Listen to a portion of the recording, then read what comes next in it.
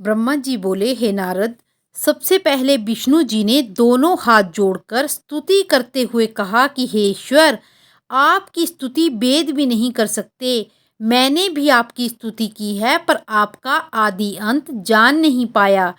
फिर इसी प्रकार देवता, उपदेवता, गण आदि सबने अपनी अपनी बुद्धि के अनुसार अत्यंत विस्तार पूर्वक स्तुति की। सबने खड़े होकर एक स्वर में प्रसन्नता प्रकट की। तब शिवजी सबकी प्रीति को देखकर अत्यंत प्रसन्न हो गए। शंकर जी यह देखकर अति प्रसन्न होकर बोले कि तुम सब लोगों को जो भी इच्छा हो उसे प्रकट करो, मैं उनकी पूर्ति करूंगा। यह सुनकर सब हाथ जोड़कर बोले, हे प्रभो, आपके वचनों से ही हम तृप्त हो गए, हमारे सब क्लेश दूर हो गए। इसके अतिरिक्त अब कौन सी वस्तु है जिसको आपसे मांगें? आपसे क्या छिपा है? फिर भी हम सबकी एक इच्छा है कि हम पर सदा आपकी भक्ति बनी रहे और आपके चरणों की इच्छा किया करें। हमको कोई भय न हो, आप हमारे सब अपराध क्षमा करें।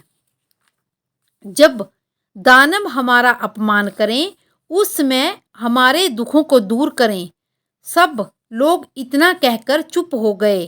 तब शिवजी को अभय दान देकर स्वयं सगुण रूप से वहीं स्थित हुए। फिर सबको समझाकर वहां से विदा कर दिया।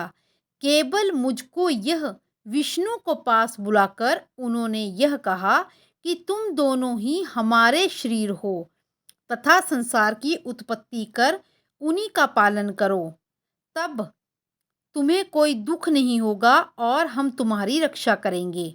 अब तुम दोनों अपने लोक को सुखपूर्वक चले जाओ। यह सुनकर हम दोनों अपनी भक्ति मांग और विदा होकर चले गए। फिर शिवजी ने निधिपति का हाथ पकड़कर कहा कि हे मित्र, तुम्हारी प्रीति जानकर हमने तुम्हारे निकट ही वास किया है। हमारी तुम्हारी मित्रता तीनों लोकों में प्रसिद्ध हो गई है। तुम्हारा कैसा सौभाग्य है कि तुम हमको अति प्रिय हुए। तुम प्रसन्न रहो, तुम अपने लोक को जाओ। निधिपति कुबेर शिवजी की ऐसी कृपा देखकर प्रेम मगन हो गए और उन्होंने यह निवेदन किया कि हे प्रभु, मेरा मनोरथ पूर्ण हुआ। यह कहकर निधिपति बारंबार शिवजी को प्रणाम करके अति प्रसन्न हो गए और अपने घर पहुँचे। इसके पश्चात शिवजी उसी कैलाश पर्वत पर आनंद पूर्वक वास करने लगे।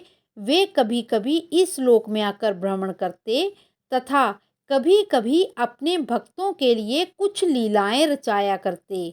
फिर उमा ने अवतार लिया और वे दक्ष के घर में उत्पन्न हुई। दक्ष ने उमा का विवाह शिवजी के साथ किया। शिवजी उमा के साथ भक्तों के हित के लिए लीलाएं करने लगे।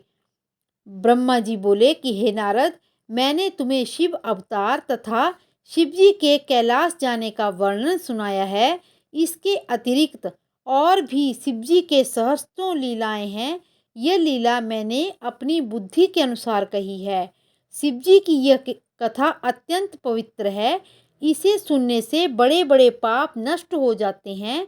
जो भी इसका स्मरण करता है उसके समस्त शोक, सुख, दुख नष्ट हो जाते हैं। जो मनुष्य शिव से प्रीति युक्त होकर इस कथा का पाठ करेगा उसे धन तथा संतान की प्राप्ति होगी। इति श्री शिव पुराणे श्री शिव विलासे उत्तराखंडे भाषायां ब्रह्म नारद संवादे प्रथम खंड समाप्त।